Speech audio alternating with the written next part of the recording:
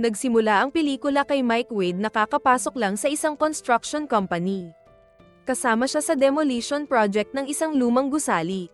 Unang ginawa nila ay alisin muna ang mga bagay na pwede pang mabenta sa junk shop. Isang araw bago matapos ang project nila at habang tinitibag ni Mike ang pader, laking gulat niya nang may napansin siyang bag na may lamang bulto ng pera. Habang tinitignan niya ang naligaw na $10 bill, niyaya na siyang umuwi ng kasamahan na si Billy. Nilihim niya ang natuklasan sa kasamahan at tinakpan ang pinagtataguan ng pera. Iyon na pala ang huling araw nila doon dahil nakaschedule ito para sa isang total demolition gamit ang mga pampasabog. Habang palabas sila ng compound ay iniisip na ni Mike kung ano ang gagawin upang makuha niya ang bulto ng pera. Samantalang ang kanyang supervisor naman ay kinandado na ang main gate. Habang nakapila sa Bondi clock nagpalusot si Mike kay Billy na babalikan ang kanyang jacket sa construction site dahil nandoon ang time card niya. Para hindi maghinala, binigay ni Mike ang nakuhang $10 para mauna na si Billy na sumat ng beer. 1.5 oras na lang at papasabugin na ang gusali. Palihim na inakyat ni Mike ang bakuran at muling pinasok ang loob ng gusali. Hindi niya alam na may isang grupo ng sindikato sa paligid na ang pakay ay sundan ang lalaking nakakaalam kung saan nakatago ang pera. Kasabay nito ay nakapasok na ang lalaking nakakaalam kung nasaan ang pera. Nang malaman ito ng sindikato ay sinundan nila ang lalaki. Upang makapasok sa loob ng gate, pinatay ng miyembro ng sindikato ang bantay sa labas. Pagkatapos ay sinundan nila ang lalaking nakakaalam kung nasaan nakatago ang $1,000,000. Balik kay Mike na nasa loob na ng gusali, binalikan niya ang 3 bag na may kabuuang halaga na $3,000,000. Hindi makapaniwala si Mike sa natuklasang malaking halaga. Nang masigurong totoong pera ang natuklasan niya, sobrang kasiyahan ang kanyang naramdaman. Hindi nagtagal ay may narinig siyang ingay. Malinaw na hindi siya nag-iisa sa loob ng gusali at malamang ay ang malaking pera din ang pakay ng mga ito. Mabilis na isinilid ni Mike ang bulto-bultong pera sa bag at tahimik na naghandang tumakas. Pero bago pa man siya makarating sa hagdanan, may narinig siyang grupo ng mga lalaki na paakyat na mula sa ibaba. Wala nang ibang choice kaya napa-atras si Mike at nagmadaling umakyat sa kasunod na palapag. Habang naghahanap ng matatakasan ay nasipa niya ang isang tubo kaya naalarma ang lalaking unang nakita niya. Pati na rin ang grupo ng sindikato. Itinago niya muna ang pera bago muling nagtago sa likod ng mga kurtina. Sa itaas na palapag ay nakita niya ang lalaking nakasalamin na pinagtataguan din ang grupo ng sindikato. Makalipas ang ilang sandali, natagpuan ng isang miyembro ng sindikato si Billy na bumalik pala sa gusali upang hanapin si Mike dahil naiinip na ito. Aksidenteng nakita sa bulsa ni Billy ang $10 bill na ibinigay ni Mike. Hinala ng leader na si Deacon ay may kasabwat si Billy na nagtatago sa itaas kaya tinorture nila ito bago pinatay.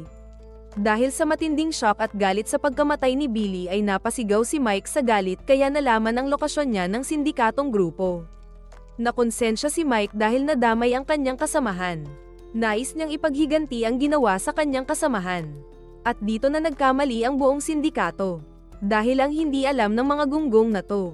Si Mike ay hindi lang isang simpleng construction worker. Siya lang naman ang dating MMA fighter na nagdomina sa ring at kailanman ay hindi natalo sa buong career niya. Balik sa nakaraan, kilala si Mike bilang isa sa pinakamahusay na MMA fighter. Ngunit nagbago ang lahat nang magkaroon siya ng malubhang pinsala sa kanang balikat. Para sa kanyang kaligtasan ay hindi na siya pinayagan ng kanyang manager na si Vince na lumaban sa MMA. Dahil dito, nag-back out ang kanyang mga sponsor at ang dating sikat na fighter ay nakakaranas na ng matinding kahirapan. Ipinagpilitan ni Mike na karapat-dapat na bigyan siya ng pagkakataong lumaban sa MMA. Kalaunan ay binigyan siya ng huling pagkakataon ng manager. Kailangan niyang labanan ang kinatawan ng club sa isang pribadong laban. Kung mananalo si Mike, makukuha niya ang pwesto sa championship, ngunit kung matatalo siya ay di na siya babalik doon kailanman. Sa kasamaang palad, ang naging resulta ay eksakto sa inaasahan ng kanyang manager. Natalo si Mike sa laban. Sa ganoong paraan lang nagtapos ang kanyang karera sa club sa mismong sandaling iyon. Sa pagkaunawa na ang kanyang edad at pisikal na kondisyon ay hindi na tulad ng dati, sa wakas ay tinanggap na ni Mike na ang kanyang mga araw sa propesyonal na pakikipaglaban ay tapos na. Napalayas siya sa kanyang inuupahang apartment at nanirahan na lang sa kanyang pickup truck. Determinadong magsimula ng bagong buhay, nagsimula siyang maghanap ng regular na trabaho. Dahil walang ibang mapagpipilian, kalaunan ay pumasok si Mike bilang isang construction worker. Lumipat ang eksena sa isang tenyente na nagngangalang Richard Erickson. Hirap siyang itaguyod ang kanyang buhay matapos mamatayan ng asawa, nag-iisa na lang siyang namumuhay kasama ang kanyang anak na babae na si Emily.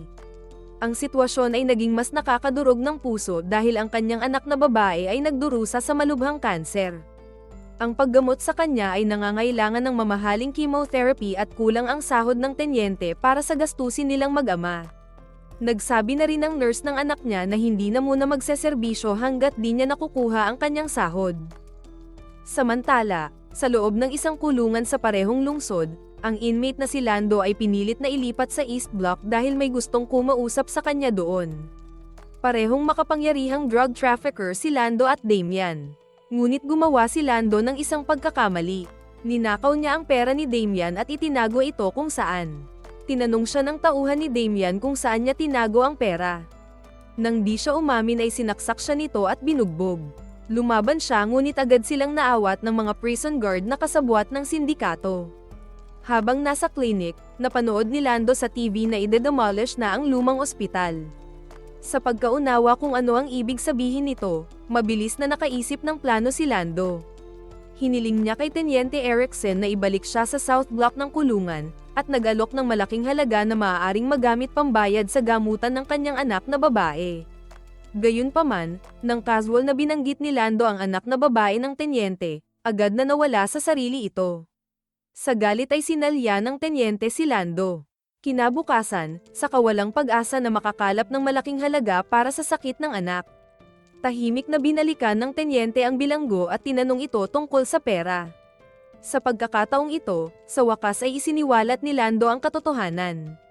Ninakawan niya ang gang leader na si Damian ng $3 milyong, at ang perang iyon ay nakatago sa loob ng gusali ng Castle Falls Hospital, ang parehong gusali na nakatakda ng gibain. Napagtanto ni Lando na hindi na mahalaga sa kanya ang pera. Sa halip, gusto niyang kunin ito ng tenyente at gamitin para isalba ang buhay ng kanyang anak. Bilang kapalit, gusto niyang ibalik siya ng tenyente sa South Block, kung saan hindi siya magagalaw ni Damian at ng kanyang mga tauhan. Dahil nakasalalay ang buhay ng kanyang anak, pumayag ang tenyente sa kasunduan. Sa ibang dako, isinumbong ng kasabwat na sarhento sa gang leader na si Damian ang plano ng tenyente na ibalik si Lando sa South Block upang mahiwalay ito sa kanya at sa kanyang mga tauhan. Napagtanto ng gang leader na ang kapalit nito ay ang perang tinago ni Lando dahil kailangan ng tenyente ng malaking halaga para sa anak na may cancer. Para harapin ang sitwasyon, nakipag-ugnayan si Damian sa kanyang kapatid na si Deacon, at hiniling dito na asikasuhin ito. Si Damian man ang pinuno sa likod ng operasyon. Habang nasa kulungan siya ay si Deacon naman ang leader sa operasyon ng ilegal na droga sa labas. Di nag-aksaya ng panahon si Deacon at ang jowa niyang si Kat na alamin ang sitwasyon sa gusaling ide-demolish na pinagtataguan ng $3 milyong. Nagsabi ang leader na oonsehin niya ang kapatid na si Damian kapag nakuha na nila ang malaking halaga. Papasukin nila ang gusali ng palihim sa oras na matapos ang mga construction workers sa trabaho nila.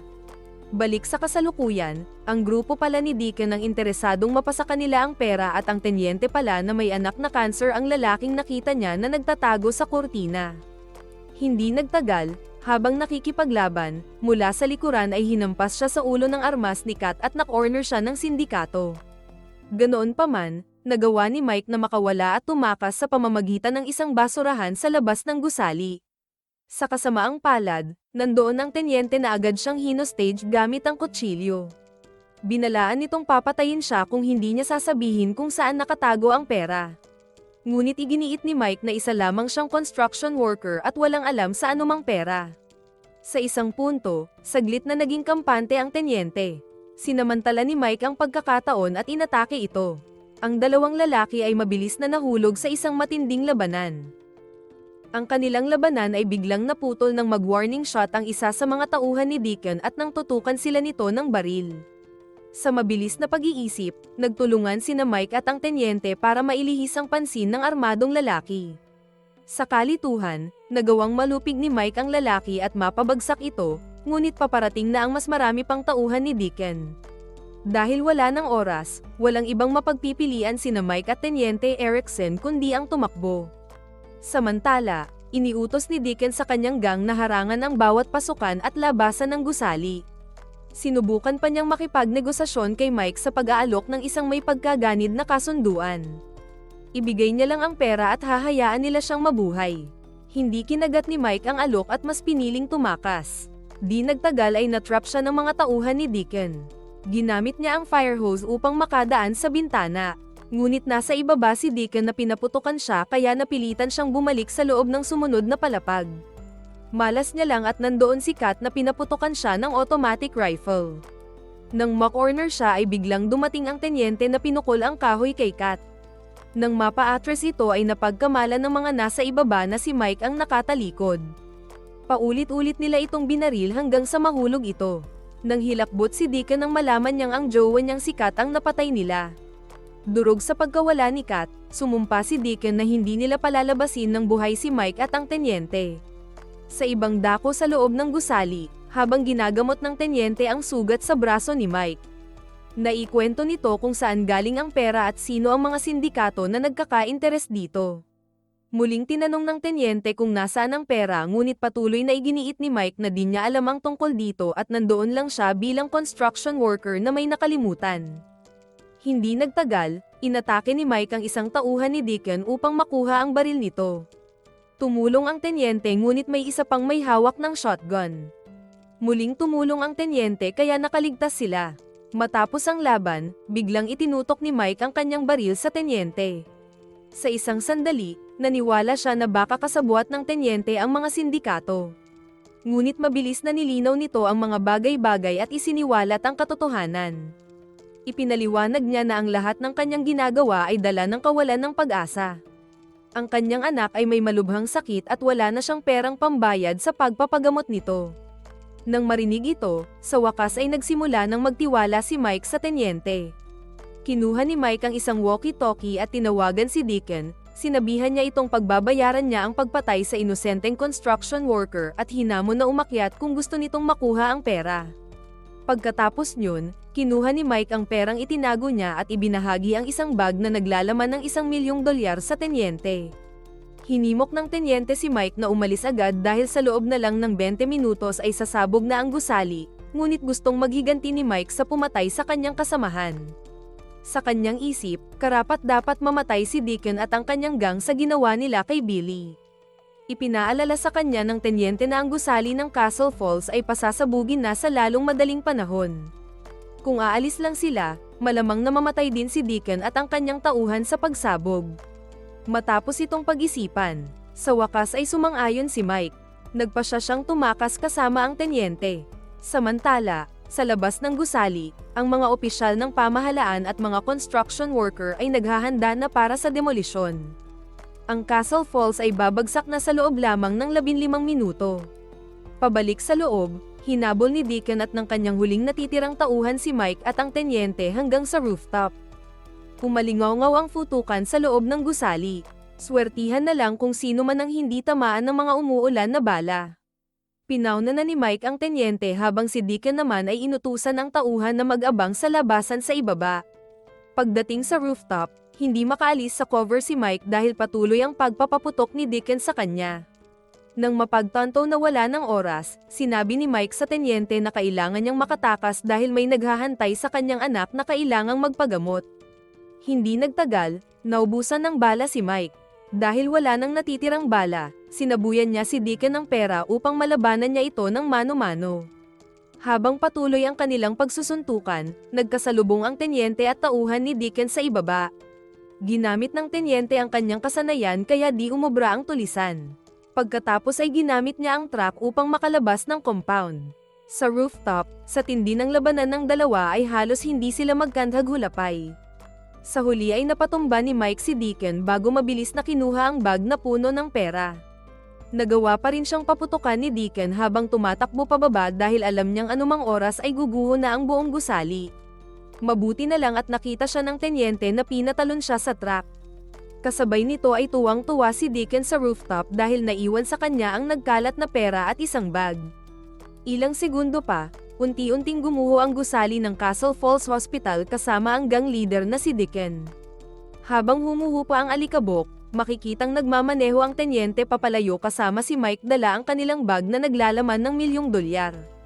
Kalaunan, ibinigay ni Mike ang malaking bahagi ng pera sa asawa ni Billy para masuportahan nito ang kanyang sarili at ang kanilang mga anak matapos ang pagkamatay ni Billy. Samantala sa loob ng kulungan, ang isa pang plano ay kasalukuyan ng isinasagawa. Hiniling ni Lando sa tenyente na ilipat si Damian sa parehong South Block kung saan siya nakakulong. Sa pagkakataong ito, intensyon ni Lando na tapusin na kung ano ang kanyang sinimulan.